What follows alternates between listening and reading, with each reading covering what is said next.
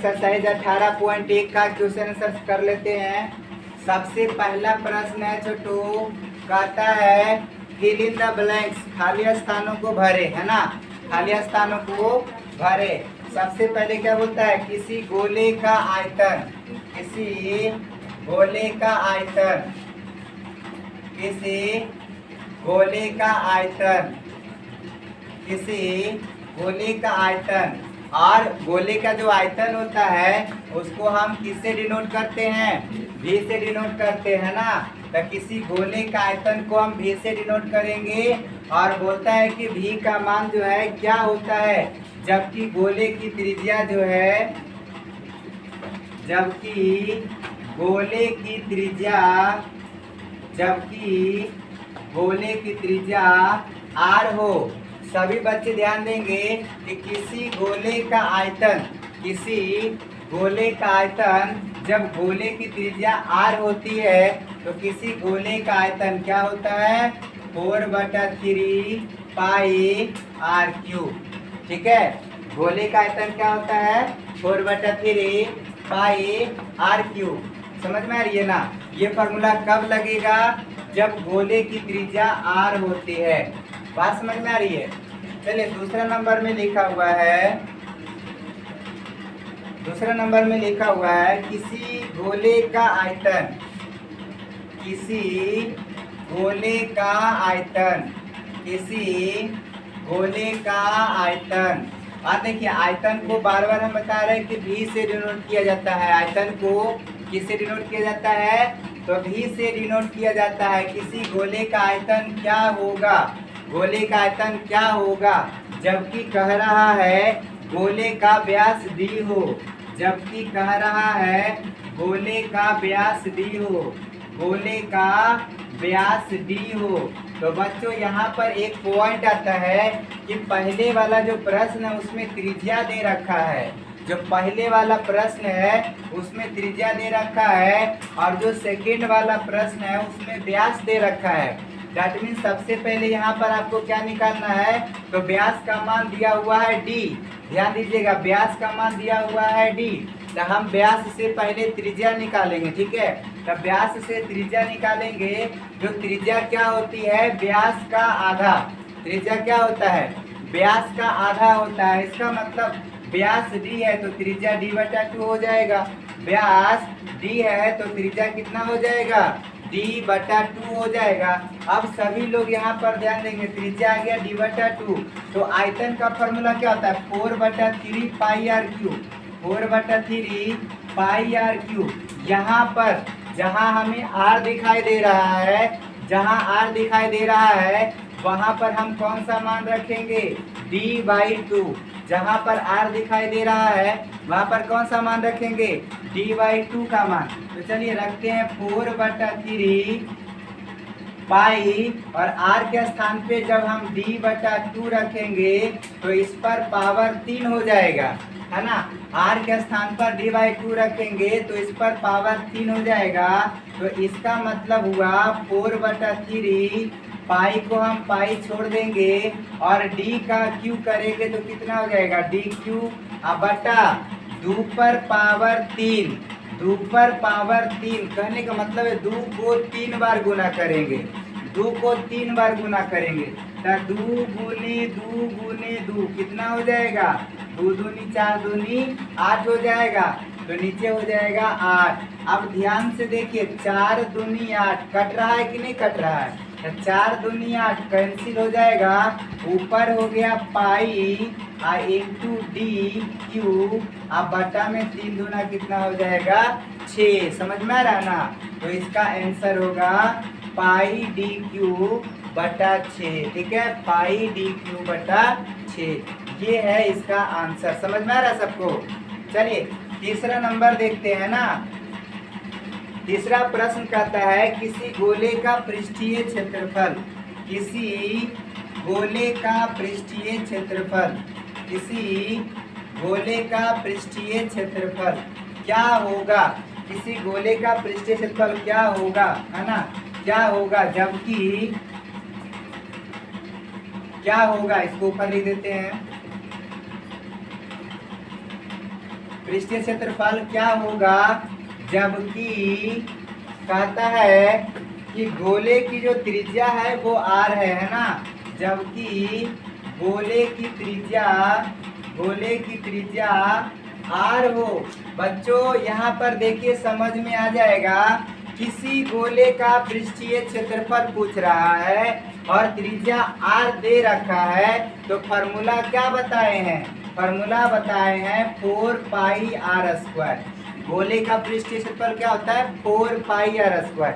याद रखना कि गोले का जो पृष्ठीय क्षेत्रफल होता है 4 गो वृत्त के क्षेत्रफल के बराबर होता है। हमने आपको बताया ना क्लास में कि गोले का जो पृष्ठीय क्षेत्रफल होता है 4 वृत्त के क्षेत्रफल के बराबर होता है। तो गोले का पृष्ठीय क्षेत्रफल हो जाएगा 4 पाई r स्क्वायर। समझ में आ गया सभी को। चौथा प्रश्न क्या बोलता है, किसी खोखले गोले की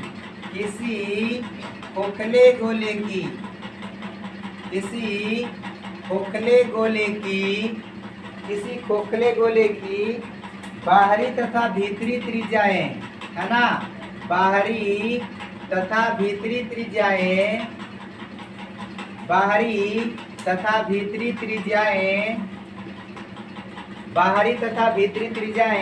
क्रमशः A और B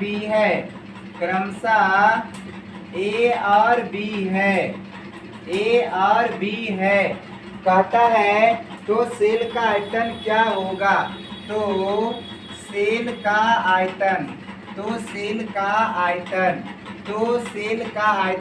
और आयतन को भी से डिनोट करते हैं। तो पूछता है सेल का आयतन क्या होगा। तो छोटू यहाँ पर ध्यान देगा, किसी खोखले गोले का बाहरी त्रिज्या कितना है, a। क्रमशः जब लग जाए प्रश्न में, हमेशा याद रखना, यदि प्रश्न में क्रमशः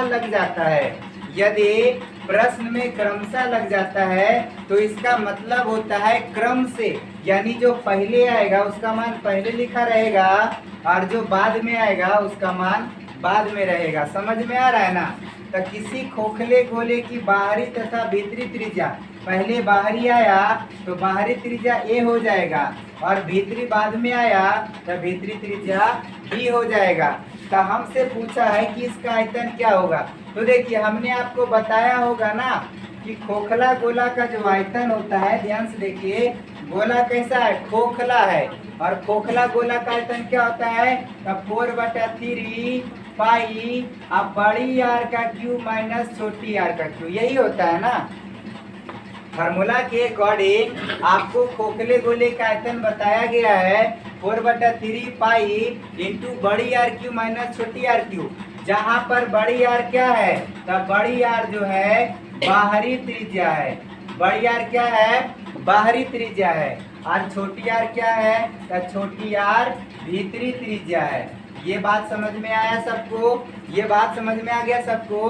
तो चलिए हम क्या करेंगे, इसी फार्मूला पर मान यहाँ पर बैठा देंगे। तो फार्मूला के अकॉर्डिंग होता है 4/3 पाई आई इंटू बड़ी आर क्यू माइनस छोटी आर क्यू, बड़ी आर क्यू माइनस छोटी आर क्यू।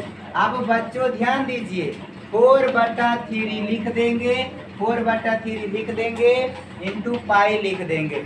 अब यहाँ पर बड़ी आर क्यू, बड़ी आर क्या होता है, बाहरी त्रिज्या। तो बच्चों ये बताइए बाहरी त्रिज्या कितना है, बाहरी त्रिज्या a है। तो यहाँ पर जो बड़ी आर दिख रहा है वहाँ पर हम क्या रख देंगे, a रख देंगे। तो हो जाएगा a अपर पावर 3, अब माइनस यहाँ पर छोटी आर को हम क्या बोलते हैं, भीतरी त्रिज्या बोलते हैं। तो भीतरी त्रिज्या कितनी है, भीतरी त्रिज्या b है। तो यहाँ पर हो जाएगा b और b पर पावर 3, ये हमारा आंसर है। समझ में आ गया सबको। चलिए ये था क्वेश्चन नंबर 4, ठीक है। अगला चलते हैं 5वां नंबर प्रश्न पे। सभी बच्चे ध्यान देंगे बोर्ड पर, ठीक है। 5वां प्रश्न लिखा हुआ है, किसी एक खोखले गोले का बाहरी व्यास, एक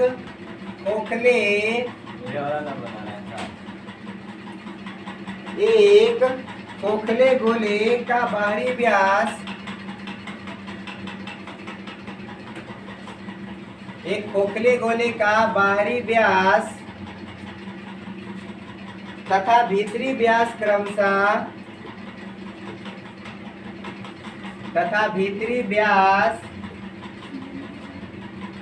क्रमशः x और y है, x और y है,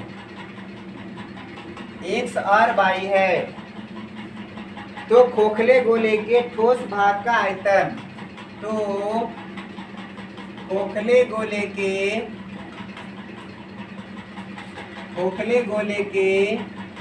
ठोस भाग का आयतन, देखिए खोखले गोले के ठोस भाग का आयतन बराबर लिखा हुआ है pi by 6, pi by 6 into लिखा है x माइनस बाई इंटू में लिखा हुआ है खाली स्थान, इंटू में क्या लिखा हुआ है तो खाली स्थान। अब छोटू यहाँ पर सभी ध्यान देगा, इसको मिटा रहा है, ठीक है, नोट कर लियो ना, नोट करके जाना, ठीक है, नहीं तो मिटा देंगे। चलिए अब आगे देखिए, लिखा हुआ है किसी खोखले गोले का बाहरी व्यास, सभी लोग ध्यान से देखिएगा, बाहरी व्यास तथा भीतरी व्यास क्रमशः x और y है। देखिए इसमें भी प्रश्न में क्या लगा हुआ है, क्रमशः लगा हुआ है। तो आप हमेशा ध्यान दें कि जब भी प्रश्न में क्रमशः लगा रहे, क्या लगा रहे, क्रमशः लगा रहे, तो हमेशा ध्यान रखना कि क्रमशः का मतलब होता है क्रम से, यानी कि जो पहले बताया जाता है उसका मान पहले दिया हुआ रहेगा और जो बाद में लिखा रहेगा उसका मान आगे लिखा हुआ रहेगा, ठीक है। तो यहाँ पर बाहरी व्यास कितना है, तो बाहरी व्यास x हो गया। तो चलो इसको हम सॉल्यूशन करके बताएंगे पूरा लंबा तरीका से, ठीक है, डिटेल में। तो देखिए यहाँ पर लिखा हुआ है बाहरी व्यास कितना छोटू, x लिखा हुआ है, बाहरी व्यास कितना है, x है। तो इसका मतलब है कि इसीलिए बाहरी त्रिज्या कितना हो जाएगा, इसीलिए बाहरी त्रिज्या कितना हो जाएगा। तो हम जानते हैं कि व्यास का आधा होता है त्रिज्या, व्यास का आधा क्या होती है, त्रिज्या। तो त्रिज्या निकालेंगे तो बाहरी व्यास जो दिया हुआ x है, तो बाहरी त्रिज्या आधा हो जाएगा, x/2 हो जाएगा, होगा ना। चलिए तब बाहरी व्यास इतना है, एवं कह रहा है कि भीतरी व्यास जो है y है। तो चलिए बच्चों यहाँ पर लिख देते हैं भीतरी व्यास क्या है, y है। तो इसीलिए हो जाएगा भीतरी त्रिज्या बराबर y का आधा हो जाएगा। त्रिज्या किसका आधा होता है, व्यास का आधा होता है। तो यहाँ पर भीतरी त्रिज्या कितना हो जाएगा, y/2। अब क्या निकालना है, तो इसका ठोस भाग का आयतन निकालना है। क्या निकालना है, ठोस भाग का आयतन। तो इसीलिए ठोस भाग का आयतन तो छोटू आपको फॉर्मूला बताया गया है ना, कि देखिए गोला खोखला है, तो खोखला गोला का फॉर्मूला क्या होता है, 4/3 पाई इंटू बड़ी आर क्यू माइनस छोटी आर क्यू। आयतन का फॉर्मूला यही नहीं होता है, यहाँ पर भी तो आयतन पूछा गया है, तो वही फॉर्मूला लिख देंगे। तो ठोस भाग का आयतन बराबर 4/3 पाई आई इंटू बड़ी आर का क्यूब माइनस छोटी आर का क्यूब। आ रहा समझ में सबको, आ रहा ना। चलिए अब मान को बैठा दीजिए यहाँ पर, तो छोटू हो जाएगा 4/3 और उसके बाद लिखा हुआ है पाई इंटू बड़ी आर। तो बड़ी आर किसको बोलेंगे, बाहरी त्रिज्या को। तो यहाँ पर हम लिख देते हैं इंट में बड़ी आर, बाहरी त्रिज्या कितना हो जाएगा, x/2। तो जहाँ पर r दिखाई दे रहा है वहाँ पर हम लगा देंगे x/2 का होल क्यूब, है ना, x/2 का होल क्यूब। माइनस में r क्यू है, तो छोटू r का मान यहाँ पे देखो छोटी r है, तो छोटी r भीतरी त्रिज्या हो जाएगा। तो भीतरी त्रिज्या पर यहाँ पर r का मान 22/2, r का मान कितना है, 22/2। तो यहाँ पर हो जाएगा 22/2 का होल क्यूब। चलिए इसको हल करेंगे, ठीक है, तो इसको हल करेंगे तो कितना हो जाएगा, तो 4/3 पाई आई इंटू, देखो इस पर पावर 3 करेंगे मतलब x का क्यू कितना हो जाएगा, तो x का क्यू हो जाएगा x क्यू, बटा में कितना है, तो बटा में देख सकते हैं 2 है, तो 2 पर पावर 3, अभी बताएं 2 पर पावर 3 कितना हो जाएगा, 8 हो जाएगा। अब माइनस में लिखा हुआ है बाई का क्यू, है ना, बाई का क्यू, बटा में क्या हो जाएगा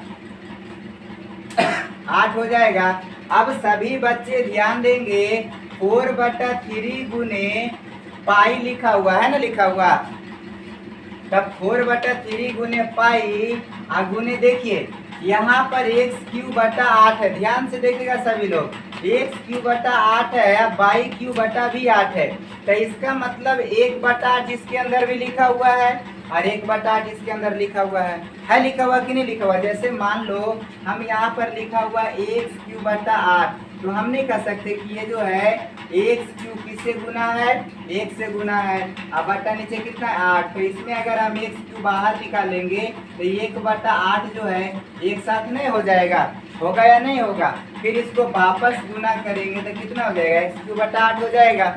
आ रहा है ना समझ में, तो यहाँ पर जो है 1/8 इससे भी कॉमन निकालेंगे और 1/8 इससे भी कॉमन निकालेंगे, तो छोटू बताइए जल्दी से यहाँ पर कितना बचेगा, तो यहाँ पर 1/8 निकल गया, 1/8 निकल गया तो कितना बचेगा, x³ बचेगा।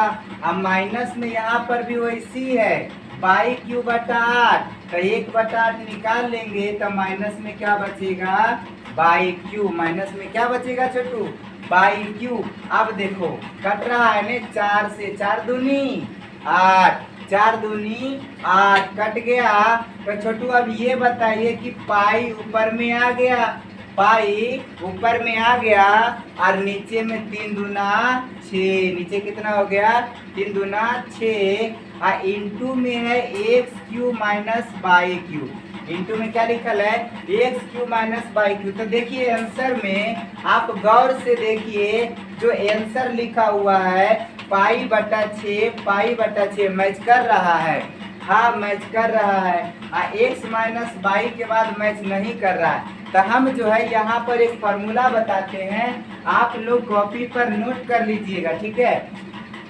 ये लिखल है AQ माइनस BQ का फॉर्मूला, किसका फॉर्मूला यहाँ पे लगेगा, AQ माइनस BQ का फॉर्मूला, याद है किसी को, याद है जी, देखिए यहाँ पर लिखा देते हैं AQ माइनस BQ, तो AQ चाहे XQ भी कह सकते हैं, जैसे XQ है बाई क्यू, तो लिख देते हैं XQ माइनस बाई क्यू का फॉर्मूला होता है x minus by into x² plus x/, अब प्लस y²।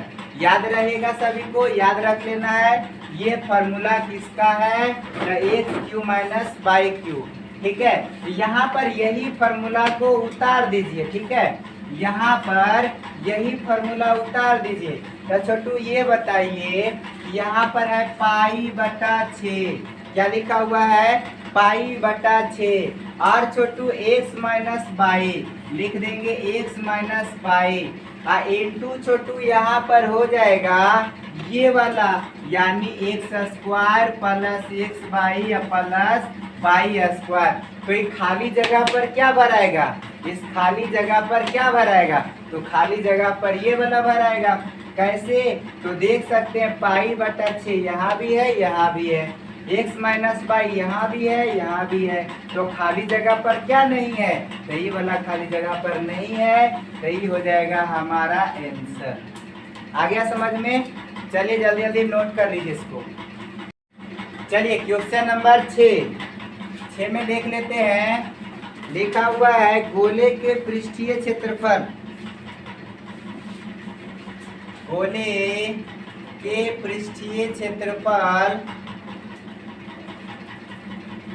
खाली स्थान cm² होगा यदि त्रिज्या 7 सेंटीमीटर हो, त्रिज्या 7 सेंटीमीटर हो। सभी लोग ध्यान देगा, इस गोले का त्रिज्या कितना दिया हुआ है, तो गोले का त्रिज्या 7 सेंटीमीटर दिया हुआ है, आ रहा है ना बात समझ में। तो गोले की त्रिज्या 7 दिया हुआ है और हमसे पूछा क्या है, पृष्ठीय क्षेत्रफल। आ रही है बात समझ में। तो पृष्ठीय क्षेत्रफल पूछा है, तो चलिए इसका सॉल्यूशन करते हैं बच्चों। तो सबसे पहले r बराबर 7 सेंटीमीटर। तो हमसे पूछा है पृष्ठीय क्षेत्रफल।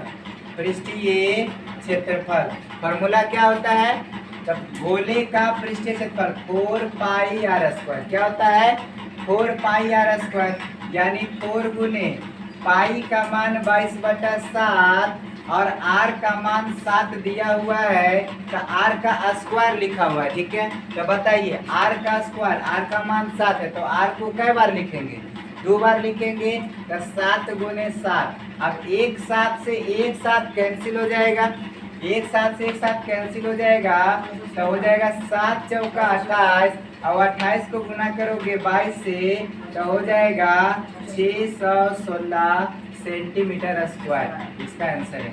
आ गया समझ में। चलिए, तो ये एक का है ना, एक का 6 प्रश्न था, सभी का सभी कंप्लीट हो गया। अब आते हैं क्वेश्चन नंबर 2 पर।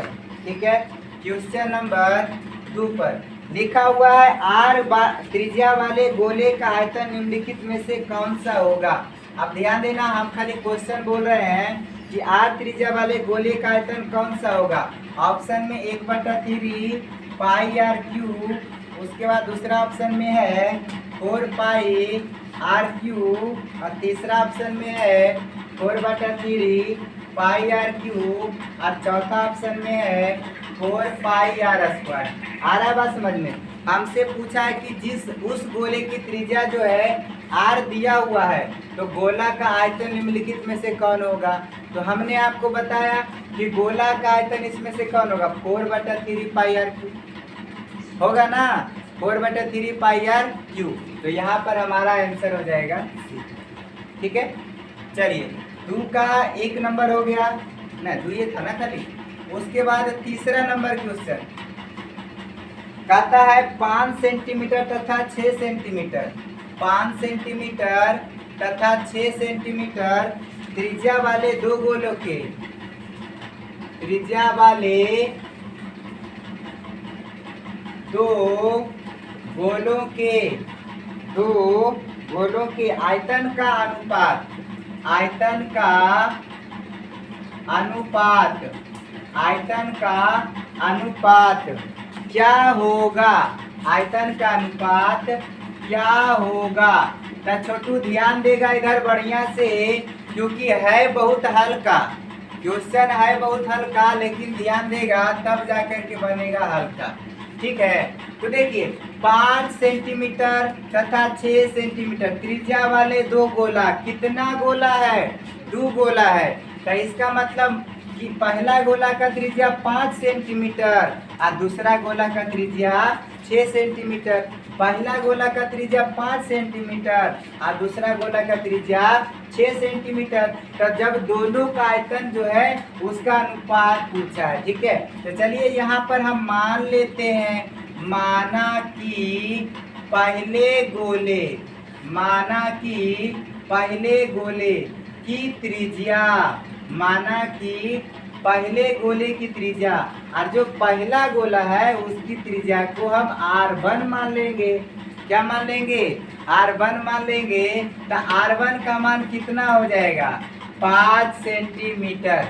r1 का मान कितना होगा, 5 सेंटीमीटर। तथा दूसरे गोले की जो त्रिज्या है उसको हम क्या मान लेंगे, r2 मान लेंगे। क्या मान लेंगे, r2 मान लेंगे।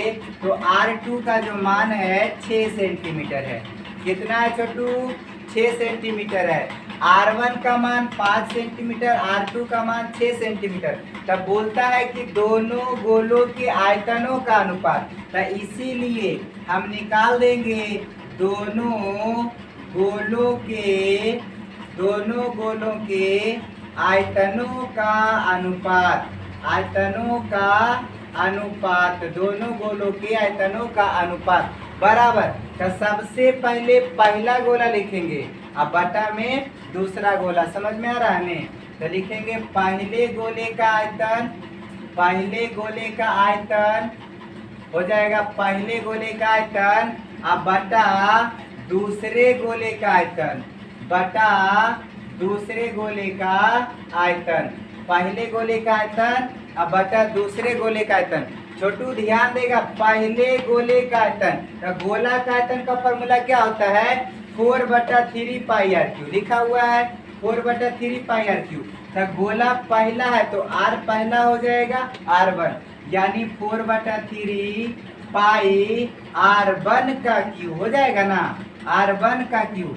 अब बटा में हो जाएगा 4/3π दूसरा गोला है तो r2 का क्यू हो जाएगा। ई बराबर देखिए लोग ध्यान से 4/3 से 4/3 कैंसिल हो गया ना, अब पाई से पाई कैंसिल हो गया तो ऊपर बच गया r1 और नीचे बच गया r2, r1 के क्यू बटा r2 के क्यू। तो सभी लोग ध्यान देगा, r1 का मान हम आपको कितना बताए हैं 5 सेंटीमीटर, तो ऊपर लिखा जाएगा 5 अब बटा r2 का मान कितना बताएं 6 है ना, और ऊपर नीचे q है तो लिख देंगे। अब 5 का क्यूब करेंगे, 5 का क्यूब, तो 5 का क्यूब कितना होगा 5 × 5 = 25 25 125 अब बटा 6 का क्यूब करेंगे तो 6 × 6 = 36 और 36 का कितना हो जाएगा 216। तो हमसे पूछा है अनुपात, तो जो बटा में लिखा हुआ है 125/216 तब बटा को हम लिख देंगे अनुपात 216। तो इसका आंसर हो जाएगा 125/216। समझ में आ गया, यही है इसका आंसर। तो ऑप्शन नंबर कितना सही है, तो ये हो गया ऑप्शन नंबर सी। ठीक है, ऑप्शन नंबर सी।